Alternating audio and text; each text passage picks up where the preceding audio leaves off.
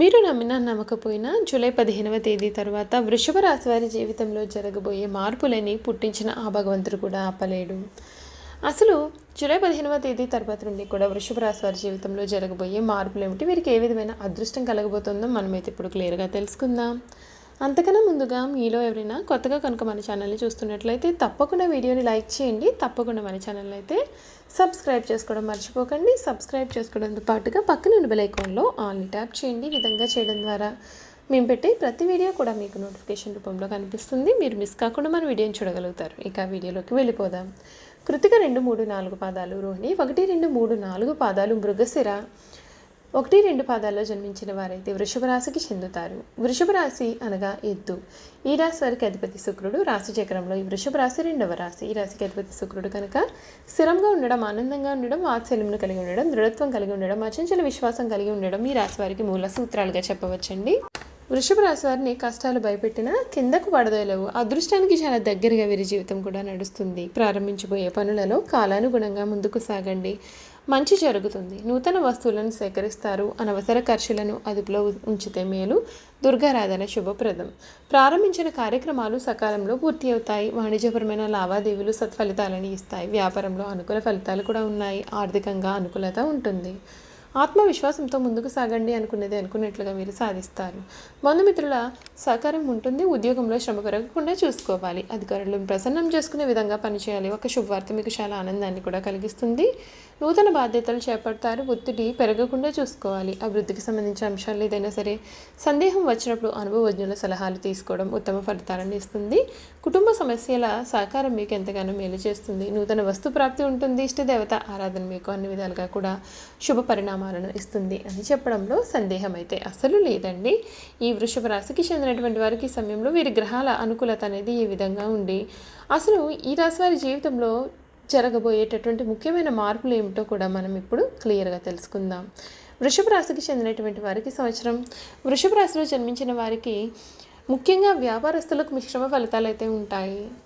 గురువు గోచరం అనుకూలంగా లేనటువంటి సమయంలో ఈ సమయంలో వ్యాపారంలో ఒడిదుడుకులు అనేవి ఉంటాయి. ఆదాయం కంటే కూడా ఎక్కువ ఖర్చులు పెరగడం, భాగస్వామితో ఆర్థిక లావాదేవీల విషయంలో సమస్యలు రావడం వలన వ్యాపారంలో అనుకున్నంత స్థాయిలో అభివృద్ధి అయితే జరగకపోవచ్చు. అయితే రాహు గోచరం బాగుండడం చేత ఒక్కొక్కసారి అనుకుని లాభాలు కూడా వచ్చే అవకాశం ఉంటుందండి. అయితే ఈ సమయం పెట్టుబడులకు అలాగే కొత్త వ్యాపార ఒప్పందాలకు కూడా అనుకూలంగా ఉండదు. 10వ ఇంట్లో శని సంచారం కారణంగా శని దృష్టి 7వ ఇంటిపైన ఉంటుంది. దాని కారణంగా వ్యాపారం ఒక్కొక్కసారి లాభాల దిశగాను మరొకసారి నష్టాల దిశగా కూడా వెలుగుతుంది. ముఖ్యంగా ఈ సంవత్సరం వినియోగదారులతో అనవసరమైన వివాదాలకు పోకుండా ఓపికగా ఉండడం మేలు. ఎందుకంటే చాలాసార్లు మీ ఓపికను పరీక్షించే వ్యక్తులు మీకు తారసపడుతూ ఉంటారు. ముఖ్యంగా ఈ సంవత్సరం ప్రథమార్థం ఇటువంటి సందర్భాలు అనేవి కూడా ఎక్కువగా జరుగుతూ ఉంటాయి. సంవత్సరం అంతా రాహు గోచరం అనుకూలంగా ఉండడం చేత సమస్యలు వచ్చినప్పటికీ మీరు ఓపికగా పరిష్కరించడానికి ప్రయత్నం చేస్తారు. 11వ ఇంటిలో రాహు మీ ఉత్సాహాన్ని కానీ పట్టుదలను కానీ తగ్గకుండా మిమ్మల్ని కాపాడుతాడు. ఆ విధంగా వ్యాపారంలో మీరు సాహసోపేతంగా తీసుకునే నిర్ణయాలు కూడా చక్కని విజయాలను ఇచ్చే అవకాశం కూడా ఉంటుంది. ఈ సంవత్సరం మీకు గురువు గోచరం 1వ ఇంటిలో అనుకూలంగా లేనటువంటి సమయంలో ఈ సమయంలో వ్యాపారంలో అభివృద్ధి సాధ్యపడుతుంది. సప్తమ స్థానంపైన గురు దృష్టి వ్యాపార అభివృద్ధితో పాటుగా కొత్త భాగస్వామ్యులు వ్యాపార ఒప్పందాలు కూడా జరిగేలాగా చేస్తుంది. వీటి కారణంగా మీకు కొంత ఆర్థిక భారం తగ్గడమే కాకుండా భవిష్యత్తులో వ్యాపార అభివృద్ధికి సాధ్యపడుతుంది. అయితే 1వ ఇంటిలో గురువు గోచరం ఒక్కొక్కసారి అనుకోని సమస్యలను కూడా ఇస్తుంది. కాబట్టి మీరు మీ యొక్క ఈ ఒప్పందాలను తీసుకుని పూర్తి చేయడం మేలు. లేకుంటే అవకాశం కూడా కోల్పోయే అవకాశాలు అయితే మీ జీవితంలో కనపడుతూ ఉన్నాయి. చూసారు కదండి, వృషభ రాశి వారి గురించి మనం పూర్తి విషయాలు అయితే తెలుసుకున్నాం కదా. ఇక వీరి గుణగణాలు, వీరు చేయాల్సిన జాతక పరంగా ఉన్న పరిహారాలు కూడా ఏ విధంగా ఉంటాయో మనమైతే ఇప్పుడు క్లియర్గా తెలుసుకుందాం. వృషభ రాశి వారు సాధారణంగా వీరు సహనం ఎప్పటికీ కూడా కోల్పోరు. ఈ రాశి వారి కోపం ఎంతో త్వరగా వస్తుంది మరియు వచ్చిన కోపం తగ్గడం కూడా చాలా కష్టమనే చెప్పాలి. ఈ వృషభ రాశి వారు దృఢమైనటువంటి నిర్ణయాలు తీసుకుంటుంటారు. దాని కారణంగా మొండితనం పెరిగి నష్టం కూడా చేకూరుతుంది. కాబట్టి వీరు మొండి పట్టుదలను విడవాలి. వృషభ రాశి వారు ప్రేమకు లొంగిపోయే స్వభావాన్ని కలవారుగా ఉంటారు. ఈ రాశి వారు ప్రేమలో చిక్కుకున్నారంటే ఎదుటి వ్యక్తి చేతిలో కీలుబొమ్మగా మారక తప్పదు. ఎందరి కార్యంలో అయినా సరే వీరు సులభంగా చేసేస్తూ ఉంటారు. అలాగే వీరు పొగడ్తలకు లొంగారు. వృషభ రాశి వారు తమకు అప్పచెప్పినటువంటి పని సవ్యంగా చేయడమే కాకుండా ఇతరుల చేత చాకచక్యంగా పని చేయించుకునే నేర్పతనం కలవారుగా కూడా ఉంటారు.